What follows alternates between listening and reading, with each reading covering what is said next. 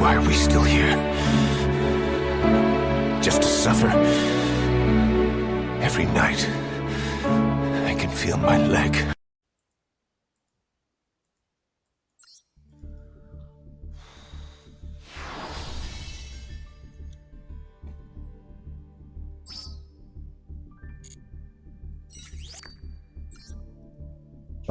Trust me, you do not want to see that last game. That was the least real game. I literally activated Maxi through Valor Bell called by Inperm, Cynet mining, Blue Tank. Yeah, that's a anyone's game, anyone's game. You know, Maxi draw 5. Anyway, deck profile coming right up. All right, here's the MARINCESS deck. If you haven't seen my World Championship qualifier video where I got D-level max with that video has most of the explanations for the decks there, so you can go watch that if you want a more detailed breakdown. This is I'm just gonna go over briefly the card by card and stuff like that for this deck and the general game plan. All 18 hand traps because tier, and then we're running 3 of all the good starters and extenders. 3 mining to get more access to our better starters. The 1 Mandarin as an extra extender that you can dump off Blue Tang and BT and get more extension that way, and Sleepy Maidens just so you could give Aqua Argonaut negate even if you don't have access to Battle Ocean, or if they remove Battle Ocean in a way. And yeah, this end board's generally going to be a combination of a Link 4 plus a Wave in hand, and then potentially have it be unaffected with Crystal Heart if you have Battle Ocean. So it'll be a Towers with potentially a Monster Negate, or you can exchange one of those two if you have an extra extender for a Dweller, which is really good this meta. And then going second, or on turns that aren't turn 1, this deck traditionally is the only Cyberse deck that didn't have an OTK push, that didn't have a good board clear before. Because, you know, access code kinda hard to make when you're waterlocking yourself. But we don't need access code anymore. This is an access code that banishes the monsters permanently. So it's a lot better actually when you get this off. You waterlock yourself, and since you can't special summon anything that's not water after you banish your opponent's field with this, they don't get any of your non-water monsters back. And yeah, you're gonna see this quite often in the replays. So yeah, let's just get into them. Okay, so obviously, first game, we're gonna play against. Well, you'll see in a minute. But anyway, we go first. We opened Spring Girl as our only card, which is completely fine. This is full combo. Sea Angel was gonna add us Battle Ocean because we already opened both dives in our hand, and our opponent's gonna Kelbeck early. It's a bad place to Kelbeck, sir. This is if you know what MARINCESS does, you always wait until I summon Coral Triangle to Kelbeck. If you Kelbeck this, I lose 3 link materials, and my turn effectively ends. However, if you simply Kelbeck at the first opportunity, such as me sending a Blue Tang or me sending something off of Spring Girl, or like milling off Spring Girl, and you use it on my Link 1, I lose 1 link material, and it's like nothing happened. As you'll see. MARINCESS dive, target the Blue Tang. No, it's funny enough, I don't even, because I have battles in the field, I can use MARINCESS dive as an E-Telly. But since I milled the Blue Tang off Spring Girl, no, thanks MBT, I don't even need to play into Ash by using MARINCESS dive as an E-Telly. I can just revive the Blue Tang. And I'm a prophet because they had the Ash, and if I used MARINCESS dive, the summon out of my deck, I would have gotten blown out. But thankfully, showing their inexperience with the deck, they proceed to Ash MARINCESS Blue Tang. Never Ash MARINCESS Blue Tang dump effect. It is the least impactful card effect that you can possibly Ash.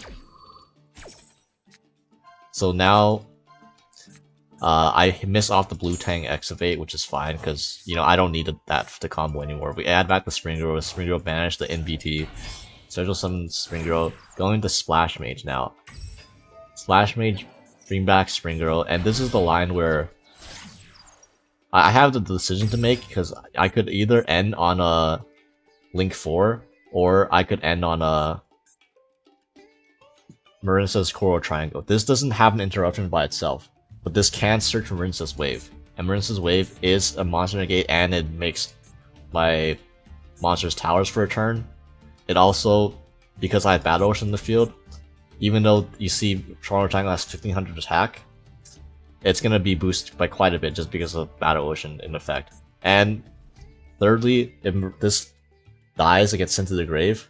If I control no monster, this is just a soul charge. So this is an amazing follow-up. So I really heavily considered just going into Coral Triangle.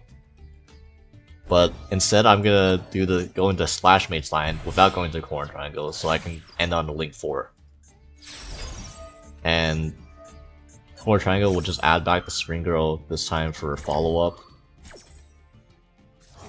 And I'm gonna equip 2, because I have 2 hand traps in hand still, so. And one of them is Maxi. You know, go figure. We're gonna normal summon, go into Exciton Knight. Thank you, says second Maxi, that's gonna be really helpful. And we're gonna Veiler the Exciton Knight. And that's pretty much gonna be the end of their push, apparently, since they don't want to commit into this Maxi by going ham with their tier cards. So now the second MARINCESS die that we had, we're gonna summon the MBT from the deck. MBT sends Mandarin. Go into Blue Slug. Blue Slug add back MBT. MBT effect, try to excavate something. Excavate into a MARINCESS Wave. Nice. We got it anyways. We haven't normal summoned yet, and yeah, it's pretty over. Pretty Jover from that point. Okay, so next game, we're going second against Spright, and I'll say a note about Spright. Spright is usually a difficult matchup for MARINCESS, because the way this deck plays going second is entirely on its non-engine cards. Basically, it's hand trap sweep. We're in a format now where we're playing cards like Veiler, and anti-graveyard cards like Ghost Bell and DD Crow. These cards are generally low impact versus Spright, which means if we're going second, it's really hard to stop them. Fortunately, we opened 3 hand traps, so we might just be able to outlast their engine cards with our hand traps, such as Veilering the Jet and then Ghost Belling their Called by the Grave. And now praying that they don't have another Spright in hand. If they go Gigantic now, then we got them. And thank God, because now we use our 3rd hand trap on them. It's 18 hand traps, baby. And on our turn, we draw the best card in our deck as I thought, and then we get Max Seed. So I'm gonna dump Mandarin, and I made a conscious decision to where I'm probably gonna lose if I don't play in this Max Seed, because in order to clear this gigantic Spright, I'm gonna need to at least summon one more time. You know, in order to summon the least number of times, I would summon a Kragan, give them another draw, and then kill that and attack over. Then they would go to 4 cards in hand, with to my 1 interruption. Like that, and they have a Ronin Totem Grave with a Swap Rock attached. They have a level 2 already. So I made a calculated risk that nobody's playing Nibiru right now, and nobody's playing Ogre right now. Those are the 2 most impactful hand traps against MARINCESS. So if I figure that if they're not playing that deck, then there's a good chance that I can just kill them. If they're only on stuff like Maxi, Ash, and Imperm. Imperm is dead, it does nothing as long as they have this on the field. They already use Maxi, and Ash is very low impact. I can chain block it, and I have the extenders to be able to play through a single Ash anyways to kill them. So, based on what I expected my opponent's deck to be running, and judging on the meta, I go ham. Sea Angel, add Battle Ocean, and now activate Battle Ocean, activate Dive, special summon the Extreme Girl from deck, and now Ash will no longer do anything to this combo. Coral Enemy, revive NBT, go into Blue Slug, get back Spring Girl, go into Marble Rock, and an enemy will add back Pascalis, and Marble Rock will add back NBT. Next we'll summon Mandarin, and then go into Great Bubble Reef. Equip the Great Bubble Reef, activate Spring Girl, banish Marble Rock, use Great Bubble Reef's effect, bring back Marble Rock, and this is actually game. We don't even need to go to Atlantis. So sometimes you gotta make the call that, like, sometimes you realize that if the max seed was already resolved on you, you're gonna lose if you don't play into it. So, you know, assess what you lose to and what's the possibility that's gonna be in your opponent's deck. And I figured that Nibiru and Ghost Ogre specifically are less likely to be in our opponent's deck than, you know, stuff like the Imperm, which I looked over our opponent's deck afterwards. And in fact, they were on 0 copies of Nibiru and 0 copies of Ghost Ogre. They were only on triple Ash, triple Maxi, triple Imperm, and a Veiler. A singular Veiler, after all that, is not enough to prevent them from dying. So, yeah. I don't like enjoying playing the Maxi, but sometimes you gotta do what you gotta do. Alright, next up. This is the first time that many of you who have seen this matchup. This is the first time I've seen this matchup. Opponent uses Fossil Lake, adds a Fur Hire card, and I immediately start reading these cards for my life, because I have not read a single one of these cards, ever. And I see Special Summon, I activate Maxi Death Ash, oh, well, I guess it didn't matter. I'm gonna Imperm that then, because I figured it's kind of bad if I let them summon Rex, right? They get the search, so yeah, just Imperm that. And then they open a Runick card anyways to be able to discard the Rex. And now I was thinking, do I DD Crow the Rex right now? But I missed my toggle once, so I didn't even have the opportunity, and they go straight into Donner. And before I could finish reading Donner, they tribute Donner to special summon a card for hire. So at this point, I get rid of their what's this called, the Rex, because they don't Donner tributes itself for cost, so they didn't have control for hire monitors, so Rex can't quick effect chain to summon another one. So yeah, you get the Donner off the field and it only summons Beat out. So I guess I accidentally crowed the right thing. You know, sometimes you just get lucky. And we draw Bascalis, and we get Maxied again. Now, unlike last time, where I figured I only lost to Nibiru and Ghost Ogre, now I cannot play in this Maxi because our opponent has a Runick down on the field. And literally, they could just draw infinite Runick spells and ruin my day and like prevent me. They're never gonna die if they draw any amount of Runick spells, activate Runick spells, draw more cards. Like there's just no way I can play into that. So yeah, I dump the Mandarin and I just go. I don't even give them I'm trying to brick them put them on as few cards as possible. And unfortunately, our opponent top decks Spright starter. Very nice, very nice. And then Jet, blue add red, probably because they added Jet, they couldn't get red anyway, so they're just gonna get the red in circulation. Gigantic, bring out another Rex. and Donpa get the search, which is I'm not happy about that. Or Rex gets the search and then Donpa pops my Pascalis.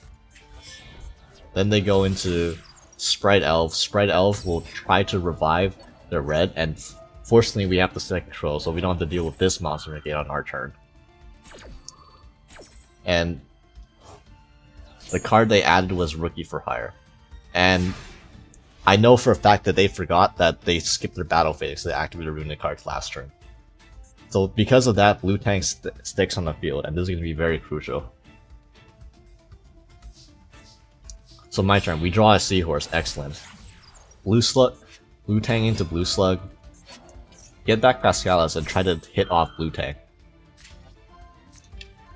And we missed the Blue Tang Excavate, you know, of course, you know, what else is new? Normal summon the Pascalis, get the Seahorse, go into Sea Angel, get the Battle Ocean. This was a mistake, I miscounted I knew they had a pop, so like my line of thinking was I add Battle Ocean, maybe they'll pop it. They're smarter than that, so this Battle Ocean ends up not doing anything for me. I could have just given a dive and got an extra extender. But anyways, I made Koro an enemy the first time, and this is when they trigger Rex.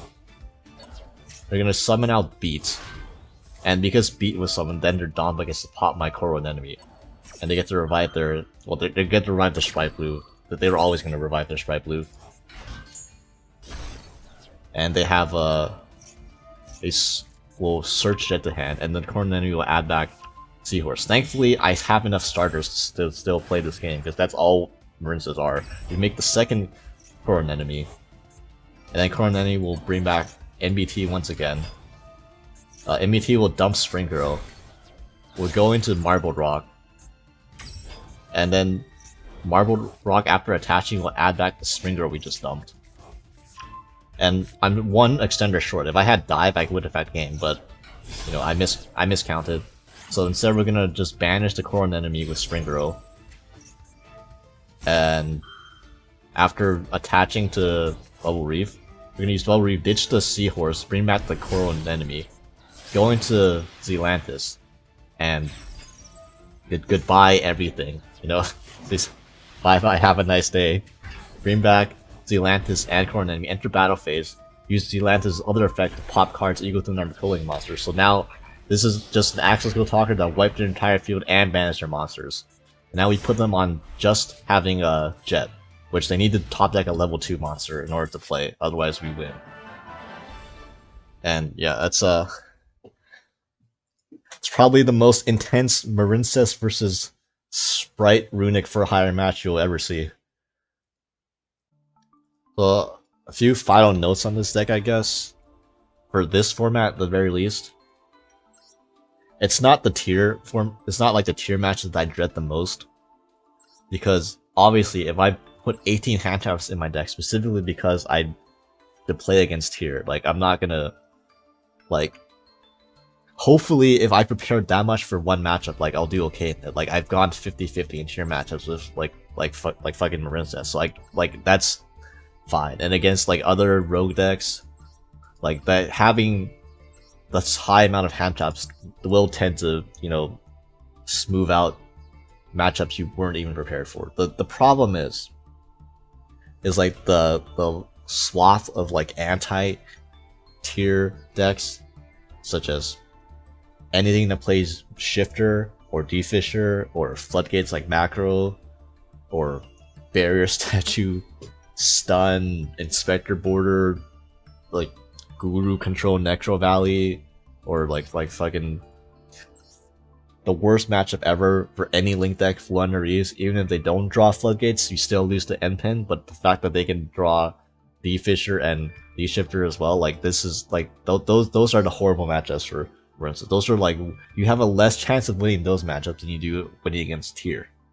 Just like damn, right? Like, I'm, like, what I'm looking for, like, after maybe at post-balance in a format where tier isn't, like, Ishizu tier isn't tier 0, that I don't care about, like, I can play Ishizu, I will play against Ishizu tier matchups all day if, like, that's all I have to prepare for. But, like, I want that deck to like die out in popularity a bit, just so people play the anti-graveyard stuff less, because that is some of the least enjoyable Yu-Gi-Oh I've played. If you can call that, you know, playing at all, because usually what happens is one player does not end up playing the game whatsoever. You know, usually the person that doesn't draw the out the D-Fisher and stuff like that. So yeah, I'm gonna be playing this deck in the future too. This is can't say I enjoyed the ladder grind this format, like when half the decks are strictly like very aids to play against, but you know, it is what it is. I don't even know if I can say that right now. Whoops. Anyways, yeah. If you want to see more replays of this deck, like go check out my video of the getting D-level max in the World Championship qualifiers for this. And have a nice day. I'll see you next time.